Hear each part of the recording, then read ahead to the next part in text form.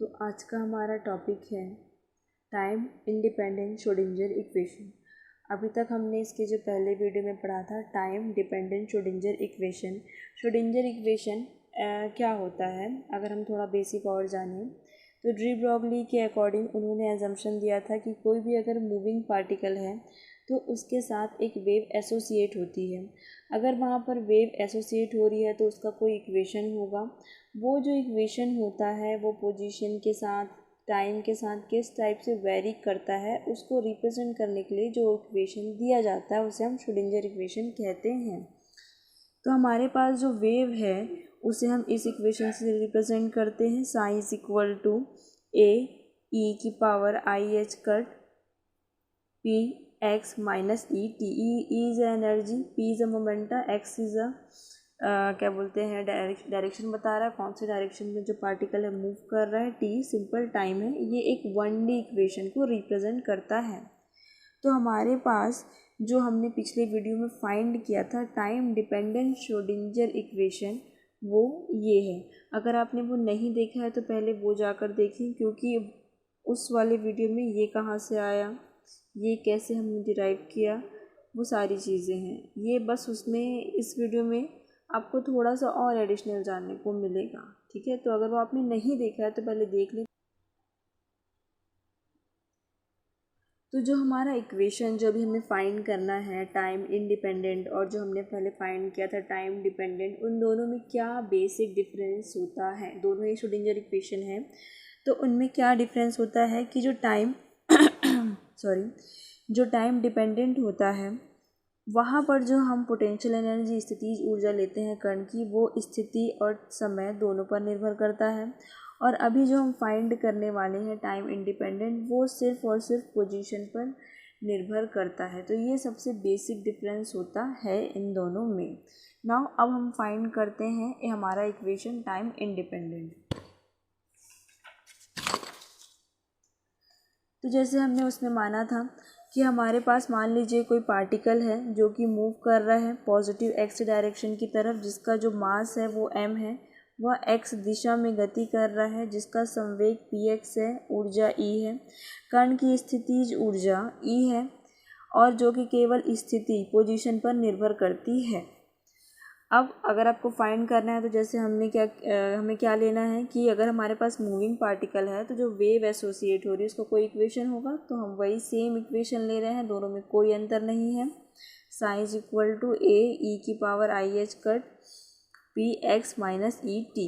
X जो है यहाँ पर डायरेक्शन को रिप्रेजेंट कर रहा है। अगर वाई डायरेक्शन में मूव करेगा तो वाई जिस भी डायरेक्शन में होता है वहाँ पर हम लिख देते हैं इसको, ठीक है। तो अभी आपको फाइंड करने के लिए क्या करना होता है, श्रोडिंगर इक्वेशन जो हमने पहले ही पढ़ा है कि आपको उसको डिफरेंशिएट करना होता है एक्स के रिस्पेक्ट में। तो अभी हम इसे डिफरेंशिएट करते हैं, क्या आएगा, A E I upon H cut P X minus E T, okay, multiply I upon H cut P. P के सामने पॉजिटिव का साइन है इसलिए वैसा का वैसा। तो क्या मैं इसे ऐसे लिख सकती हूँ,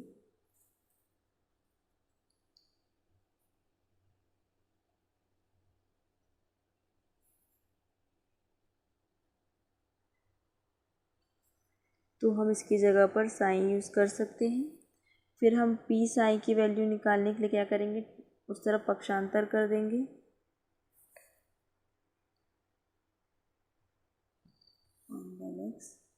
अब इसे हमने आई को ऊपर लेके गए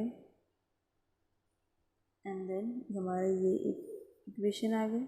अगर मुझे मोमेंटम ऑपरेटर निकालना हो जो आगे आपके काम आएगा, तो हम इसे कैसे लिख सकते हैं, del sign upon del x is called momentum operator.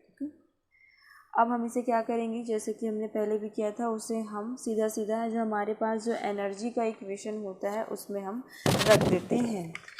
तो यहाँ पर कण की कुल ऊर्जा E है, p square upon 2m plus V potential energy. हम दोनों साइड क्या करेंगे, वेव फंक्शन ऑपरेट करते हैं ई साइन। चूँकि ये इक्वेशन जो है वो टाइम इंडिपेंडेंट है, इसलिए हम जो वेव फंक्शन है उसको टी के रिस्पेक्ट में डिफ्रेंशिएट नहीं कर रहे हैं, जो हमने पहले किया था, ठीक है, ध्यान देंगे यहाँ पर आपको सिर्फ एक ही स्टेप करना है। पी की वैल्यू जो आपने अभी निकाली थी उसे रख देंगे वापस से, जो हमने ये फाइंड किया था इसे हम रख देंगे, प्लस वी साई वैसे का वैसा, चूँकि स्क्वायर है और अगर आई का स्क्वायर होता है तो क्या हो जाता है -1 माइनस प्लस हो जाएगा, इसलिए यहाँ पर माइनस एच कट का square upon 2m square sine. तो इसे हम इस तरीके से लिख सकते हैं। अब अगर हम चाहें तो इस पूरे को हम इस तरफ ट्रांसफ़र कर सकते हैं, तो क्या हो जाएगा 2m अपॉन एच कट का square e minus V sign. तो यहाँ पर जो आपको ये फाइनल इक्वेशन देखने को मिल रहा है इसे हम कहते हैं टाइम इंडिपेंडेंट श्रोडिंगर इक्वेशन, क्योंकि यहाँ पर जो पोटेंशियल है वो सिर्फ और सिर्फ पोजीशन पर निर्भर करता है, first thing. And second thing, इस इक्वेशन में कहीं पर भी टाइम वाला डेरिवेटिव नहीं है, इसलिए हम इसे क्या कहते हैं कि ये टाइम इंडिपेंडेंट श्रोडिंगर इक्वेशन होता है। दोनों में ये सबसे बेसिक। इन केस हमारे पास जो पार्टिकल है उसकी पोटेंशियल एनर्जी ज़ीरो है, तो हम उस पार्टिकल को क्या कहते हैं, फ्री पार्टिकल कहते हैं। तो हमारा जो इक्वेशन था उसमें v की जगह अगर हम ज़ीरो रख दें तो ये इक्वेशन आएगा। तो इसे हम क्या कहेंगे, time independent Schrodinger equation for a free particle. तो ये आपका फाइनल इक्वेशन होगा फॉर अ फ्री पार्टिकल। तो हमारा जो बेसिक या जो हमारा आज का जो रिज़ल्ट था वो था टाइम इंडिपेंडेंट श्रोडिंगर इक्वेशन, जो कुछ इस तरीके से था। तो ये दोनों ही जो टाइम इंडिपेंडेंट और डिपेंडेंट श्रोडिंगर इक्वेशन है दोनों ही कोरिलेट करते हैं, काफ़ी इंपॉर्टेंट है एग्ज़ाम पॉइंट ऑफ व्यू से, तो इसको आराम से पढ़ लीजिएगा।